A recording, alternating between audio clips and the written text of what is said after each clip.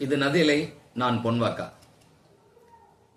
கிறிஸ்தவ சபைகளில் ஆராதனை அப்படின்னும் போது இன்னைக்கு ஒவ்வொரு சபையிலும் ஒவ்வொரு விதமான ஆராதனை முறைமைகள் இருக்கின்றன. ஏன் அப்படி இருக்குது அப்படின்னா, இப்படித்தான் ஆராதிக்கணும் அப்படின்னு பைபிள் திட்டவட்டமான ஒரு வழிமுறை எதையும் நமக்கு சொல்லலை. அப்போ ஆராதனை ஏறெடுக்கப்பட்ட பல தருணங்களை, மக்கள் ஆண்டவரை பணிந்து கொண்ட பல தருணங்களை பைபிளில் பதிவு பண்ணப்பட்டிருக்கு இல்லையா? அதெல்லாம் பார்த்து நாம நம்ம சபைக்கு ஏற்ற மாதிரி ஒரு ஆராதனை முறையை நம்ம பின்பற்றோம். ஆர்டர் ஆஃப் சர்வீஸ் அப்படின்னு நாம அதை சொல்றோம். இது தப்பு அல்லது சரின்னு சொல்ல முடியாது. ஆராதனையில நம்ம என்ன செய்யறோம்ங்கிறது தான் இப்போ ஒரு விவாத பொருளா மாறிடுச்சு. ஒரு 25-30 வருஷங்களுக்கு முன்னாடி வரைக்கும் கூட இந்த மாதிரியான ஒரு ஆர்ப்பாட்டமான ஆராதனைகள் இல்லை. ஆனா இன்னைக்கு எங்க இருந்தா வந்தாங்கன்னு தெரியல. ஆராதனை வீரர்கள், வர்ஷிப் லீடர்ஸ் சொல்லிட்டு திரைத்துறை நிகழ்ச்சியையே மிஞ்சுகிற அளவுக்கு இன்னைக்கு கிறிஸ்தவ ஆராதனை வடிவம் மாறி இருக்கிறது. இது சரியா தப்பா அப்படிங்கிறதுக்குள்ளலாம் போனா சில பேர் அதை சரின்னு சொல்லுவாங்க, சில பேர் அதை தப்புன்னு சொல்லுவாங்க. இது சரியா தப்பான்னு சொல்றதுக்கு நம்ம எந்த விதமான மெஷர்மெண்ட்டும் கிடையாது. ஆனா அதுல முக்கியமா பார்க்க வேண்டிய சில விஷயங்கள் இருக்குல்ல, அதை சொல்ல வேண்டியது திருமறையை ஓரளவுக்காவது அறிந்த என் போன்றவர்களின் கடமை. ஃபர்ஸ்ட் விஷயம் என்னன்னா, இப்போ கொஞ்ச நாளைக்கு முன்னாடி ஒரு பாட்டு வருது. அந்த பாட்டு மட்டும் இல்ல, பல பாடல்கள் அப்படிதான் இருக்கு. உங்க பிரசன்னத்தில் சிறகில்லாமல் பறக்கிறேன் அப்படின்னு. அப்ப அது எங்க போகுதுன்னு சொன்னா, தேவனுடைய பிரசன்னத்துல எனக்கு ஒரு பரவச அனுபவம் வருகிறது. தேவனுடைய பிரசன்னத்துல அல்லது தேவனை ஆராதிக்கும் போது நான் ஒரு பரவசத்தை பெற்றுக் கொள்கிறேன். எனக்கு அது ஜாலியா இருக்கு, எனக்கு அது ரொம்ப பிளெஸ்ஸிங்கா இருக்கு, எனக்கு அது நான் விரும்பத்தக்க ஒரு நிலைமையா இருக்குது. அங்க இருக்கிற மியூசிக், அந்த லைட்டிங்ஸ், அவங்க சொல்ற வார்த்தைகள் எல்லாமே எனக்கு ஆறுதலா இருக்கு அப்படின்னு சொல்லி ஆராதனை மேன் போக்கஸ்டா மாறிடுச்சு. இது நிச்சயமாக தவறு. ஏனென்றால் ஆராதனை என்பது கடவுளை நோக்கியதாக இருக்க வேண்டும், கடவுளுக்கு நாம் செலுத்துவதாக இருக்க வேண்டும். நான் இப்படி சொல்வதற்காக வருந்துகிறேன், ஆனா இப்படிதான் நடக்குது. ஆராதனைன்ற பேர்ல நாம எந்த கூடுகை வச்சாலும் ஒரு 2-3 பாட்டு எல்லாரும் சேர்ந்து பாடுறோமா, அப்புறம் துதி ஆராதனை நடத்துறேன்னு சொல்லி ஒருத்தர் போறாரு, ஒருத்தரோ 2 பேரோ போறாங்க. அவங்க போய் என்ன பண்றாங்கன்னு சொன்னா மறுபடியும் பாட்டு பாடிட்டு இருக்காங்க. சரி, ஒரு பாட்டையாவது முழுசா பாடுறாங்களா அப்படின்னா முழுசா பாடுறதில்ல.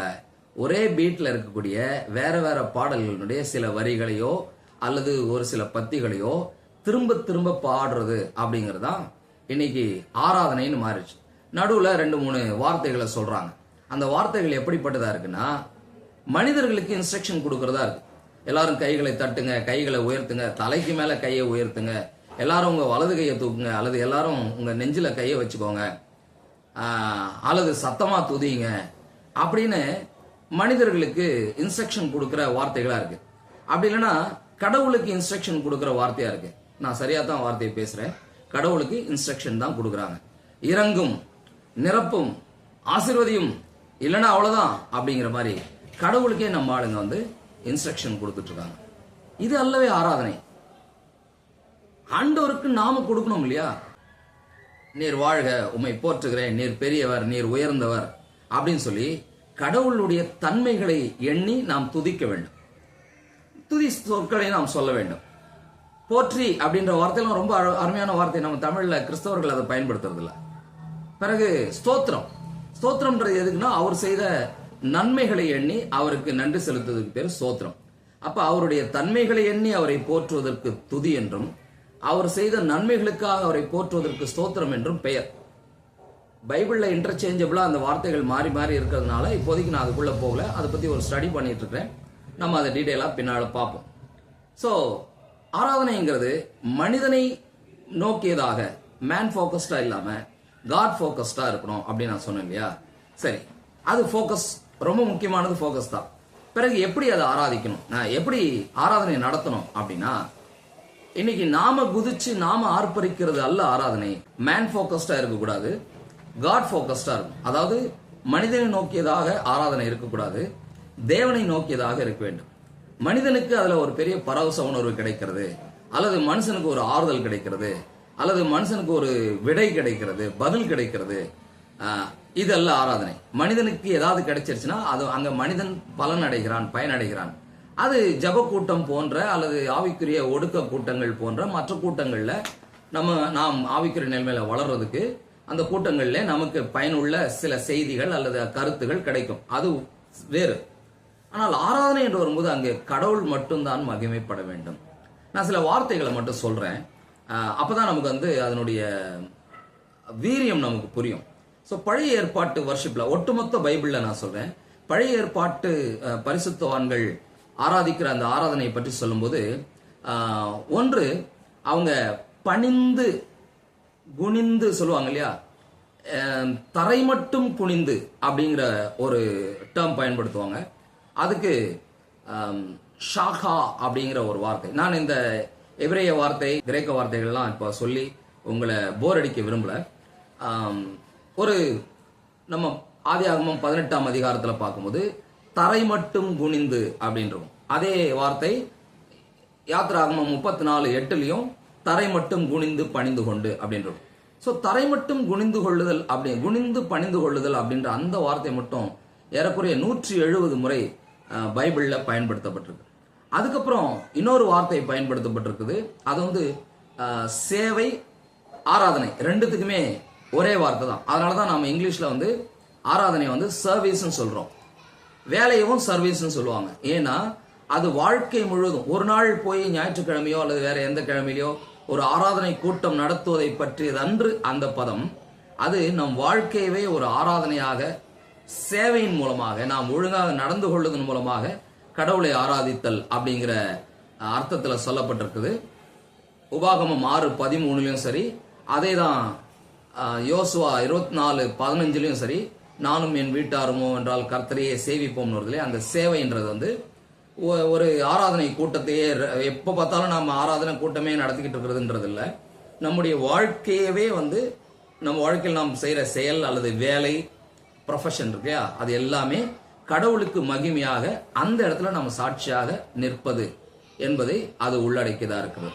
அதுக்கப்புறம் இன்னொரு வார்த்தை இருக்கு. அது என்னன்னு சொன்னா முழங்கால் படியிடுறது. சங்கீதம் 95:6 கர்த்தருக்கு முன்பாக பணிந்து குனிந்து முழங்கால் படியிட கடவோம்னு சொல்லியிருக்கலையா, அந்த முழங்கால் படியிடுவது தான். அடுத்து இன்னொரு வார்த்தை இருக்குது. அது என்னன்னு சொன்னா கைகளை ஏறெடுத்தல். சங்கீதம் 63:4 இருக்கு. I will lift up my hands அப்படின்னு சொல்லி, நான் கைகளை ஏறெடுப்பேன். கைகளை உயர்த்தி கடவுளை போற்றுவது, கடவுளிடத்துல பெற்றுக்கொள்வதில்லை, கடவுளை போற்றுவது. அதுக்கப்புறம் இன்னொரு வார்த்தை ஒன்று சொல்லப்பட்டிருக்கிறது. அது அதுதான் இப்போ எல்லாரும் தவறாம பின்பற்றுறாங்க. அது என்னன்னு சொன்னா praise his name with dancing. ஆட்டம் போட்டு ஆண்டவரை ஸ்தோத்திரிப்பது, ஆர்ப்பரித்தல்னு சொல்லலாம் நம்ம புரியறதுக்கு. அது மட்டும் தவறாம நடந்துட்டு இருக்கு. இந்த வார்த்தையில இருந்து தான், அல்லது இதுக்கு பேர் ஹலால், இந்த வார்த்தையில இருந்து தான் ஹலேலுயா அப்படிங்கிறது வருது. இது பெரும்பாலும் எப்படி அவங்க பயன்படுத்துவாங்க யூதர்கள் அப்படின்னு சொன்னா, எதிரியை வென்ற பிறகு கர்த்தரை ஸ்தோத்திரிப்பதற்காக அப்படி பயன்படுத்துவாங்க. பெரும்பாலும் சொல்றேன், அப்படி மட்டும்தான் அப்படின்னு இல்லை. பிறகு அந்த உடன்படிக்கை பெட்டியை திரும்ப கொண்டு வரும்போது தாவீது ஆடுவார் இல்லையா, அந்த மாதிரி கடவுளுக்கு முன்பாக தன்னை தாழ்த்தி ஆடுகிற ஆட்டம். இன்னைக்கு நடக்கிற குத்தாட்டம் கிடையாது. இன்னைக்கு நாம என்டர்டெயின் பண்ணி என்ஜாய் பண்ணி ஆடுறோமே அந்த ஆட்டம் கிடையாது. அல்லது இன்னைக்கு பக்கத்துல இருக்கவங்க கையை பிடிங்க சேர்ந்து ஆடுங்கன்னு சொல்றாங்க பாருங்க சில பாஸ்டர்ஸ், அந்த மாதிரி ஆட்டம் கிடையாது. கடவுளுக்கு முன்பாக தன்னை தாழ்த்தி கொண்டு அந்த உற்சாகத்தோடு அசைந்து ஆடுவது குத்தாட்டம் அல்ல, பிரைஸ் வித் ஜாய் அப்படிங்கறதா. அது மட்டும் இப்ப ஓவரா நடந்துகிட்டு இருக்குது. அதோடு கூட இன்னொரு ஒரு முறை இருக்குது, யாரே ரெவரண்ட்னு சொல்றாங்க இல்லையா. இந்த ரெவரன்ஸ் தான் இங்க மிஸ் ஆகுது. நம்ம தற்காலத்து ஆராதனையில மிஸ் ஆகுற ஒரு விஷயம். பயம்னு சொல்லலாம், அஞ்ச தகுந்த கடவுளுக்கு நாம் அஞ்சு அவரை போற்ற வேண்டும். அவர் நம்மளை தண்டிச்சிருவாருன்ற அந்த அச்சம் இல்லை, அவருடைய பிரம்மாண்டத்தை, அவருடைய மகத்துவத்தை அறிந்து அவருக்குரிய அந்த அவருக்கு முன்பாக நாம் நம்முடைய அன்பையும் அச்சத்தையும் வெளிப்படுத்த வேண்டும். அந்த அச்சம் தான் ரெவரன்ஸ். இதுதான் இன்னைக்கு பாஸ்டர்ஸ் என்ன செய்யறாங்க, ரெவரண்ட்னு பேருக்கு முன்னாடி போட்டுக்கிறாங்க இல்லையா, அதுக்கான மூலச்சொல். அப்போ ரெவரன்ஸ் இருக்கணும். அதுக்கப்புறம் கடைசியா இன்னொரு வார்த்தை இருக்குது. அது என்னன்னு சொன்னா, முற்றிலுமாக நம்மை அப்படியே அதை இப்படி சொல்லலாம், முகம் குப்புற விழுந்து அல்லது தாழ விழுந்து, இந்த வார்த்தை இருக்கு. இந்த தாழ விழுந்து அப்படின்றது பாகால் வணக்கத்துக்கும் அல்லது புறமத வழிபாட்டுக்கும் உரிய ஒரு சொல். அரசர்களுக்கு முன்னால விழுந்துக்குவாங்க இல்லையா, பெரிய ஆளுங்களுக்கு முன்னால நம்ம ஒரு மனிதன் தன்னை தாழ்த்துவது அல்லது விக்கிரகத்துக்கு முன்னால தாழ்த்துறது, இதெல்லாம் கூட சொல்லப்பட்டிருக்கு. ஸோ இதெல்லாம் பழைய ஏற்பாட்டினுடைய பழைய ஏற்பாட்டில் வழிபாட்டுக்காக அல்லது ஆராதனைக்காக சொல்லப்பட்ட வார்த்தைகள். இப்போ புதிய ஏற்பாட்டில் சொல்லும்போது அதே மாதிரி சில வார்த்தைகள் இருக்கு. ப்ராஸ்கோனே அப்படின்னு ஒன்று இருக்கு. அந்த வார்த்தைக்கு அர்த்தம் என்னன்னா, அவரை முத்தமிடுதல். எப்படி ஒரு அவங்க அதுக்கு அர்த்தம் அப்படிதான் சொல்றாங்க, ஒரு நாய் தன் எஜமானுடைய கையை பாசத்தோடு நக்குவது போல. அப்ப அங்க அப்ப நம்ம நாயா அப்படிங்கிற கேள்வியில ஒரு அந்த நாய் முற்றிலும் கீழ்ப்படிஞ்சிடும். பிள்ளை கூட கீழ்ப்படியாது. சில நேரத்துல ஒரு நாய் என்ன செய்யும், முற்றிலும் கீழ்ப்படிஞ்சிடும். உட்காரம் எந்திரனா ஓடுனா ஓடும் இல்லையா, அது தன்னுடைய அன்பை அப்படியே வெளிப்படுத்தும். அதுக்கு மொழி மட்டும் இருந்தா அது நம்மளோட அழகா துதிக்குமோ என்னமோ தெரியல, அப்படி நாவால் நக்கி தன் அன்பை வெளிப்படுத்தும் இல்லையா. அப்படிப்பட்ட ஒரு அன்பை வெளிப்படுத்துகிற ஒன்றுதான் ஆண்டவருக்கு ஆராதனை செலுத்துவது பற்றி சொல்லப்பட்டிருக்கிறது. இதை இன்னொரு வகையில பார்க்கும்போது வணக்கமாய் விழுந்து அப்படிங்கிற வார்த்தையில வெளிப்படுத்துதல் 4:10 சொல்லப்பட்டிருக்கிறது. அதுக்கப்புறம் நான் முன்னாடியே சொன்ன மாதிரி வர்ஷிப் என்பது சர்வீஸ் ஆகும், வாழ்க்கையே ஒரு சேவையாக இருப்பது, அதுவும் ஒரு வகையில ஆராதனைன்னு சொல்ற மாதிரி புதிய ஏற்பாட்டிலையும் அப்படிப்பட்ட ஒரு கான்செப்ட் இருக்குது. லட்ருவோ அப்படிங்கிற அந்த வார்த்தையை சொல்றாங்க, கிரேக்க வார்த்தை. அதுக்கு அர்த்தம் என்னன்னு சொன்னா, நம்ம வாழ்க்கையவே டெய்லி வாழ்க்கையவே ஆண்டவருக்காக ஒரு ஆராதனையாக அல்லது ஒரு சேவையாக ஒப்பு கொடுத்தல் அப்படிங்கிறது.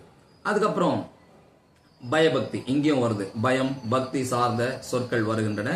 பிறகு கடைசியாக குடும்பத்திலே தேவ பக்தியை பின்பற்றுதல் என்பதும் வருகிறது.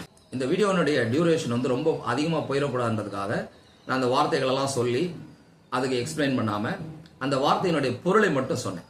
ஸோ கடைசியா இந்த வீடியோவில் நம்ம சொல்லக்கூடிய ஒரு முடிவுரை அப்படின்னு சொன்னா என்ன சொல்லலாம் சொன்னா, ஆராதனை என்பது worship is submission, நம்மை தாழ்த்துவது அல்லது முழுமையாக அர்ப்பணிப்பது. அடுத்தது worship is service, நாம் கர்த்தருக்கு சேவை செய்வதுதான் ஆராதனை.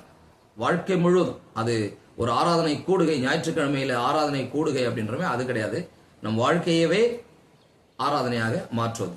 அதுக்கப்புறம் worship is reverence, பய பக்தி இருக்க வேண்டும். இன்னைக்கு அந்த பய பக்தி மிஸ் ஆகி என்ன நடந்துக்குதுன்னு சொன்னா, அந்த சபைக்கு போனேன்னா அங்க இருக்கிற மியூசிக்ல அப்படியே நான் மெய் மறந்துடுவேன். அவங்க பாடுற பாடல், அங்க இருக்கக்கூடிய லைட்டிங்ஸ், அங்க இருக்கக்கூடிய செட்டப், அங்க நல்ல ஏசி அப்படின்னு சொல்லி ஆராதனை என்பது நாம் என்ஜாய் பண்ணக்கூடிய ஒரு என்டர்டைன்மெண்ட் நிகழ்ச்சி போல அது மாறிவிட்டது. மிக வருத்தமான ஒரு சூழல். நீங்க கைகளை உயர்த்தக்கூடாதா உயர்த்தலாம், கைகளை தட்டக்கூடாதா தட்டலாம், சத்தம் போடக்கூடாதா போடலாம். ஆனா எல்லாமே கர்த்தருக்கு மகிமையாக இருக்கிறதா அல்லது நமக்கு ஜாலியா இருக்குதா? கர்த்தருக்கு மகிமையா இருந்தால் அது ஆராதனை, நாம ஜாலியா இருந்துச்சுன்னா அது ஒரு பொழுதுபோக்கு நிகழ்ச்சி. நம்ம ஆராதனை நம்ம சபையிலேயோ அல்லது நம்ம ஊழியர் கூடுகைகள்லையோ அல்லது கிறிஸ்தவ விசுவாசிகள் கூடுகிற கூடுகைகள்லையோ ஆராதனை எப்படிப்பட்டதாக இருக்கிறது அப்படிங்கிறதா. மற்றபடி நீங்க அதுல எந்த பாட்டு பாடுறீங்க, இந்த இந்த வேலைக்கே நான் வரல, இதெல்லாம் சரியா தப்பா அதை சொல்றதுக்கு நான் வரல. இங்க போக்கஸ் ஆண்டவர் மேல இருக்குதா அல்லது நாம் ஏதாவது பெற்றுக்கொள்ளுதல் என்பதாக இருக்கிறதா? நாம் ஏதாவது பெற்றுக்கொள்ளுதல் என்பது போல இருந்தா அந்த ஆராதனை நம்முடைய பொழுதுபோக்கு நிகழ்ச்சி தான், அது ஆண்டவருக்கு போய் சேராது. அவர் அதை சுகந்த வாசனையாக அங்கீகரிக்க மாட்டார்.